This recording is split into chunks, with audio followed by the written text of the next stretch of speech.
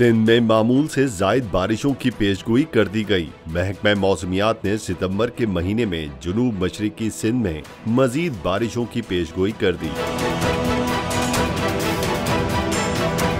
सितंबर के महीने में सिंध में मॉनसून के कम से कम 2 मजीद सिस्टम तेज बारिशें बरसा सकते हैं। डायरेक्टर जनरल महकमा मौसमियात ने अहम इंकशाफ कर दिया। थरपारकर, उमरकोट और बदीन के इलाकों में मामूल से 20 से 30% ज्यादा बारिशें मुतवक्का हैं।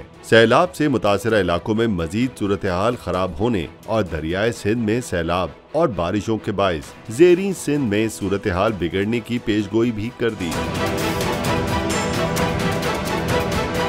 डीजी मेट के मुताबिक सितंबर के महीने में शुमाल मशरिकी पंजाब बशमूल सियालकोट, नारोवाल और लाहौर में भी मामूल से जायद बारिशें मुतवक्के हैं, जिसके मुताबिक 10 से 15% जायद बारिशें हो सकती हैं। सब्सक्राइब करें और बेल दबाएं ताकि कोई खबर रह न जाए।